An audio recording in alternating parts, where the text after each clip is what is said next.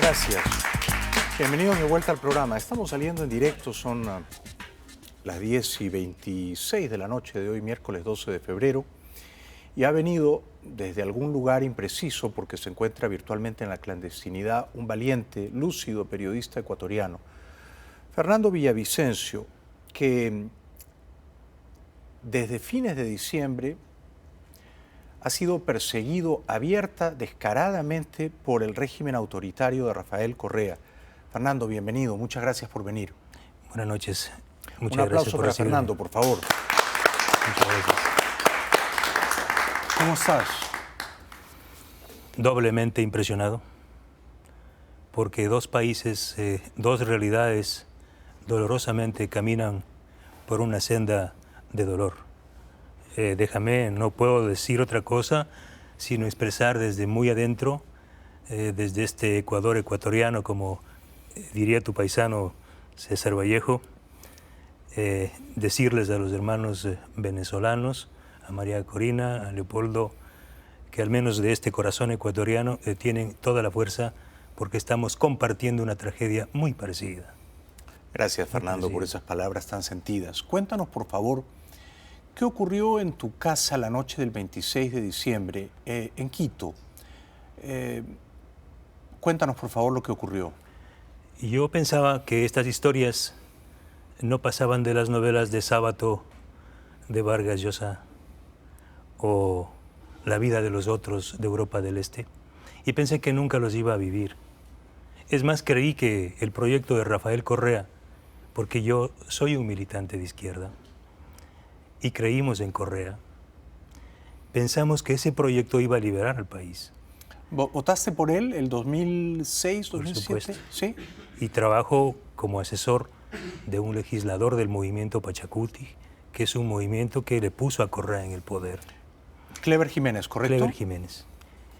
O sea que tú creías en Correa, tú estabas con él. Yo creía en el cambio, creía en alguien que te podía ofrecer una luz. Y Correa, como nunca antes, se logró sintonizar Sí. la agenda, el ideario de cambio del 80% de la población. Y el 80% de ecuatorianos y ecuatorianas pensamos que luego de 30, 40 años de dolor y tragedia podíamos cambiar. ¿Qué te desencantó?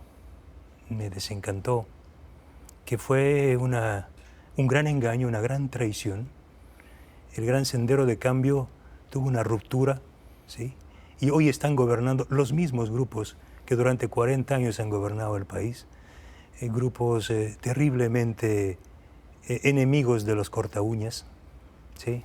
Tú sabes de qué me refiero. ¿Cómo no? En Ecuador uno tiene que volverse muy poeta y metafórico, eso puede ser bueno, porque si dices una cosa un poco muy directa, te caen con la ley de comunicación. Sí. El 26 de diciembre yo continuaba con la celebración de Navidad. Sí. Estábamos repartiendo juguetitos con los niños, los pocos que llegaron, en mi casa a 11 de la noche. Sí. Y prácticamente durmiendo, mi esposa Verónica, mi niño de 6 años, José Emiliano, y mi niño pequeñito Martín, de año 6 meses, intentando dormir, calientito. ¿Y qué ocurrió en esa circunstancia? Un tropel metálico, recordaba a Cortázar, un tropel metálico subía rapidísimo al cuarto piso y golpeó la puerta durísimo, como la del lobo feroz. Abran la puerta y déjenme entrar. Sí, nosotros jamás nos imaginamos eso. Estábamos semidesnudos con mi esposa, como duerme cualquier pareja que se quiere y que está con frío. Y los golpes y los golpes y los golpes. Y nosotros, ¿qué es lo primero que tú te imaginas? No vas a pensar jamás que las fuerzas del orden van a invadir tu casa, la casa de un periodista, la casa de un asesor parlamentario. Les imploramos que nos dejen, que nos permitan vestirnos. Y empezaron a golpear con esos, en Ecuador lo llaman tumbapuertas de la policía. ¿Sabes cuántos llegaron a mi casa? No, ¿cuántos eran? 12 agentes de inteligencia, de élite, de fuerzas de élite, del Grupo de Intervención y Rescate. Acá en Estados Unidos los llaman SWAT, Sí. que son utilizados exclusivamente para casos especiales de extrema urgencia, secuestros, etc. Cuerpo de élite. Cuerpos de élite. Fuertemente armados, por supuesto. Fusiles con pasamontañas, ametralladoras, más de 12 agentes fiscales, agentes de inteligencia enviados por el presidente Rafael Correa, como luego él mismo lo confirmó al día siguiente, que él envió agentes de la presidencia a mi casa. Sí, claro, él dio la orden, por supuesto. ¿Y por qué les dio la orden?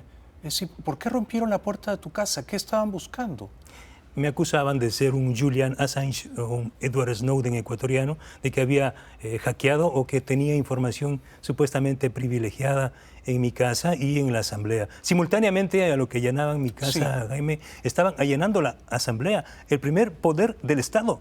O sea, yo les digo a los norteamericanos y a los oídos del mundo, ¿en qué parte del mundo un presidente ordena o pide a la Fiscalía y a las fuerzas del orden a que invadan la Asamblea Nacional para llevarse las computadoras e información de un legislador que está haciendo su trabajo, que es fiscalizar, y de un asesor parlamentario? Increíble.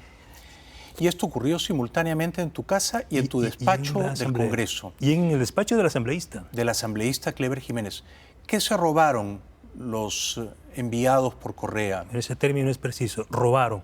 Claro. Porque no fueron, ellos podían ir en la mañana. Ellos sabían que yo tengo niños pequeños, porque todo el tiempo me estaban siguiendo. Pero lo que quisieron generar un acto de terror, de miedo en mi familia. Ellos se llevaron de mi casa 2 computadoras, una portátil como esta Mac, donde tenía miles de documentos con los que trabajo, tanto para la investigación periodística, cuanto para mi trabajo específico en la Asamblea, con el legislador Cleber Jiménez. Se llevaron esa computadora, buscaban equipos de hackeo, no encontraron, ¿sí? Se llevaron documentos en físico. Mi niño de 6 años estuvo en su cama, nos contó después que él tuvo que hacerse el dormido porque vio a hombres de negro que solo se les veían los ojos, ¿sí? ¿Te imaginas a tu hijo de 6 años? ¿Te imaginas, Jaime, a tu hijo de 6 años y mi hijo pequeño en mis brazos que lloraba de año y medio y mi esposa semidesnuda? Y todo estaban filmando porque Rafael Correa envió una cámara de la Presidencia de la República, estaban filmando y 2, 3 días después, ¿sabes lo que hicieron? No. Hicieron una cadena de televisión y expusieron la intimidad de mi hogar. ¿Sabes lo que significa eso? ¿Eso es democracia? Se llevaron mis documentos y pensaron que al llevarse físicamente mi computadora, los documentos, los celulares, la tablet de mi hijo en la que juega, ¿sí? Pensaban que de esa forma iban a quitarme la información. Lo que no sabían es que yo tengo en la nube la información y la clave la tiene Dios. Toda la información está arriba y ahora la tengo aquí, en una igualita. Para que el presidente Correa lo sepa, algunas cosas lo he traído acá. De manera que no te pudieron robar la información de la que tú disponías. Bueno, me hicieron un backup. Tienen una copia ahí. Dios bendiga tu sentido del humor y tu vena poética. Déjame reírme porque he pasado muchos días tristes. Bueno, esa es la tragedia del 26 y el 27. Estuvieron 3 horas en mi casa en la madrugada. Y obviamente mi familia y el barrio, y afuera habían más de 15 carros policiales y agentes de seguridad, más de 30 personas en un departamento de 100 metros. Grotesco. Y se llevaron toda la información. ¿Y sabes lo que pasó al día siguiente?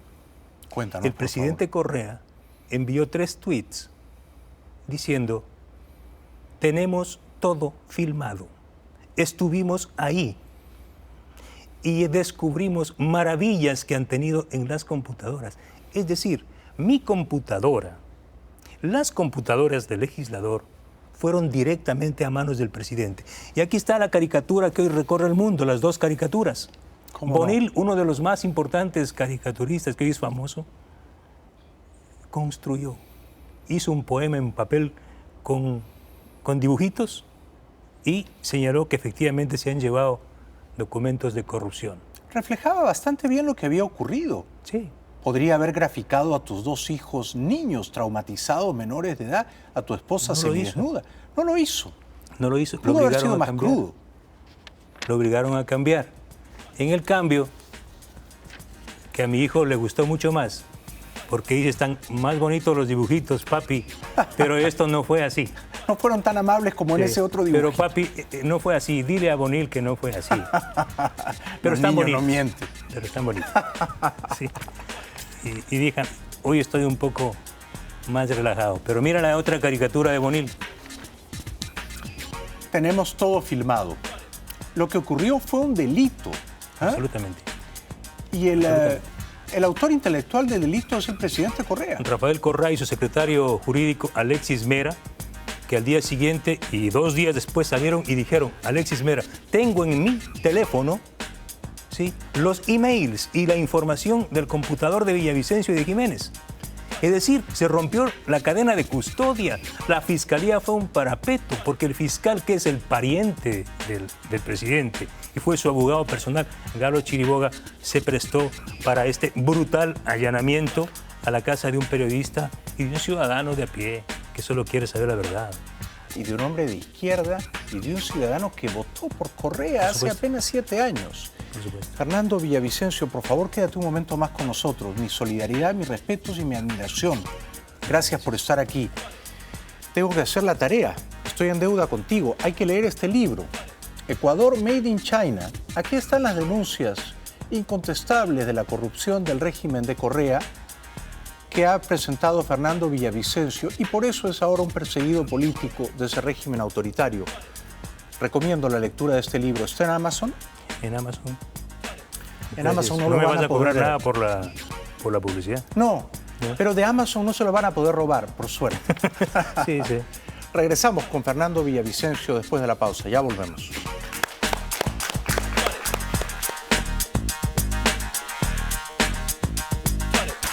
Muchas gracias, muchas gracias. Todos esos aplausos son para Fernando Villavicencio, un valiente, yo diría heroico periodista ecuatoriano que no se ha dejado intimidar por el régimen autoritario de Rafael Correa y que ahora es un perseguido político y al que ese régimen despótico, ilegal, abusivo, le exige unas disculpas públicas y un pago de una indemnización millonaria.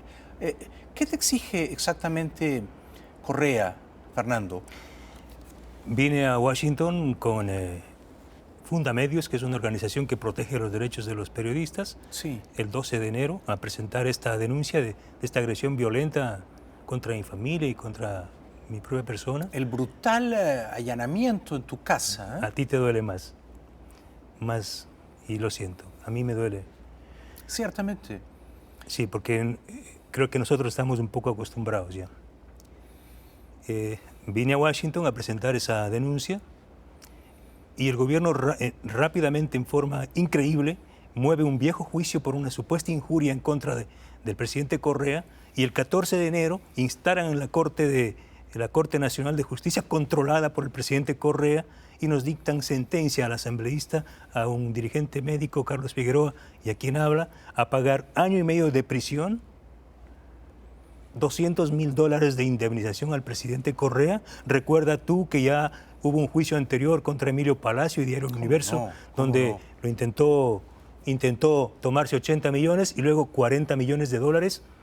Y además algo insólito que yo pensé que en estos tiempos modernos o posmodernos es algo demencial, que es ofrecerle disculpas públicas al presidente, a su majestad Rafael I, en 4 medios de comunicación. Jaime, supongo mañana yo grabo contigo aquí la disculpa. Le digo, estimado presidente, a nombre mío y de mi familia, ofrézcole las disculpas. Y el presidente dice, esa no me gusta, repítalo. O como lo hicieron a Bonil, repítalo. Sí. O sea, me parece terrible que yo tenga que desgarrarme mis convicciones, ¿sí? No lo hagas, no lo hagas. No lo voy a hacer, Fernando. no lo voy a hacer. No te rectifiques y no te retractes, No es porque el que posible. esté en el error es él, no tú. No es posible. ¿Cómo puedes obligarle a César Vallejo que rectifique un poema? A ti mismo. ¿Tú podrías rectificar un poema? Nunca, ¿Nunca? nunca. ¿Prefieres qué? Prefiero la muerte, prefiero el fin. Bueno, yo prefiero, estoy aquí. Es decir, Jaime, ecuatorianas, ecuatorianos, norteamericanos, latinoamericanos, yo llegué a Estados Unidos, yo amo profundamente a mi país. Llegué a Estados Unidos y hoy me tengo que quedar aquí, porque soy un ser libre y quiero ser libre, y mi familia está allá sometida. Ayer nuevamente fue visitada por 2 patrulleros de la policía, mi esposa, que está sola, mis 2 hijos pequeños. O sea, yo me siento con una impotencia terrible. Me la puedo imaginar, Fernando. Terrible. Mi solidaridad. Desde luego, si tú regresas a tu país, a tu ciudad, irías preso, ¿verdad? Con esposas. Acusado de injuriar al presidente. Pero por lo visto el presidente ha leído este libro, ¿verdad? Y tu trabajo periodístico que publicas en Plan B, ¿cómo podemos leer tus denuncias? Está en www.planb.com.es. Hay importantes denuncias sobre los grandes casos de corrupción del gobierno, que es lo que le incomoda. Sí. Este gobierno es una torre es una Babilonia de corrupción. No tengo ningún problema en decirlo. Tengo todas las pruebas. Ese libro revela quizá uno de los más grandes casos de corrupción. El presidente Correa, déjame contarte, por favor, ha hecho público en todos los países donde va y ha dicho, vamos a combatir a los intermediarios porque son los corruptos y corruptores, sí, los intermediarios del petróleo. Pero este gobierno, el gobierno del presidente Correa, es el campeón de los intermediarios. En este libro yo pruebo que el petróleo ecuatoriano, que debe ir a las refinerías chinas de acuerdo a los convenios, eliminando a los intermediarios, es revendido por poderosos intermediarios ecuatorianos, uno de ellos un magnate conocido como el zar petrolero que vive aquí en Miami. ¿Lo digo el nombre? Si eso entraña un riesgo para tus hijos. Está en el libro, está en el libro. No digas si eso va a entrañar un riesgo para los que están en tu casa todavía. Pero Fernando, este señor está siendo investigado, Y el presidente Correa está siendo investigado aquí. Pero el presidente Correa, en lugar de investigar el enriquecimiento ilícito de este ciudadano, que era un pobrete el año 2007, con un juicio de insolvencia, y hoy es uno de los más ricos del Ecuador, y vive aquí con yates y toda una fortaleza en Miami, le persigue al que escribe el libro y al que denuncia. La agencia Reuters, una de las más prestigiosas del mundo, con base a esta información que consta en el libro, acaba de presentar hace no menos de 2 meses un reportaje realmente revelador sobre la corrupción en el intercambio, intermediación del petróleo que se entrega a Petrochina. ¿Y sabes lo más grave? Tú habrás visto la mano sucia del presidente Correa, la mano negra del presidente Correa, dice la mano sucia de Chevron, y ha lanzado una campaña internacional, ha llevado a Danny Glover, artistas de Ecuador, para que digan, miren los horrores de Chevron. Yo estoy en contra de los horrores que hizo Chevron. ¿Quién podría estar a favor? Pero en la vida, Jaime, hay que tener palabra y una sola. ¿A quién crees tú, según el libro, a quién crees tú que le vende el petróleo? ¿Dónde crees que va el petróleo de Ecuador que lo revenden a Estados Unidos? A la refinería de Chevron en California. Entonces el presidente Correa dice, no compren lubricantes Chevron. Chevron dañó la Amazonía, pero quien le vende el petróleo a Chevron es el presidente Correa. Sus intermediarios apañados por él, protegidos por él. Por supuesto, eso se llama doble estándar. Es lo mismo que en el caso del señor Julian Assange. Sí. A mí me acusa de hackeo, yo no he hackeado. Pero el señor Assange lo convierte en un ícono de la libertad. El señor es un ícono de la libertad y yo soy un delincuente y soy juzgado y sentenciado como un criminal. Doble estándar. Qué doble estándar grotesco. Tú no eres el hacker, tú eres el hackeado. Pero sí. Si han entrado a tu casa 12 matones armados traumando a tus hijos, tú eres el hackeado. A ti te han robado la información, Fernando. Y tú tienes información de cómo los organismos de inteligencia del Ecuador son los que están pinchando los correos electrónicos. Aquí la tengo. Está clarísimo. ¿Sí? Está clarísimo que Correa tiene una obsesión contigo porque no te ha podido acallar y porque tú has denunciado la corrupción de su régimen en este libro y en tus trabajos periodísticos. Así es. Y por eso te quieren silenciar. No lo han logrado. No lo va a lograr. Enhorabuena. Mis respetos, Fernando. Solo quiero exigir a través de este medio, pues tú eres muy querido y muy visto en Ecuador. Gracias. Y decir al presidente y a su ministro y a sus ministros que lo que pase con mis hijos, con mi esposa, con mi familia, es de responsabilidad de ellos. ¿Sí? Yo, de otro lado, tengo que agradecer al pueblo norteamericano por esta enorme gentileza que han tenido al recibirme. Es la que tú mereces y estamos contigo, Fernando, Gracias, y con tu familia. Dios los bendiga. Un aplauso para él, por favor. Gracias, Fernando. El libro es tuyo. Gracias. ¿Me lo firmas ahora? No dejen de leer. Fernando Villavicencio, Ecuador Made in China. Muchas gracias por traer tu valiente denuncia periodística. Fernando, estoy orgulloso de ser tu colega. Hasta pronto. Un aplauso para él, por favor.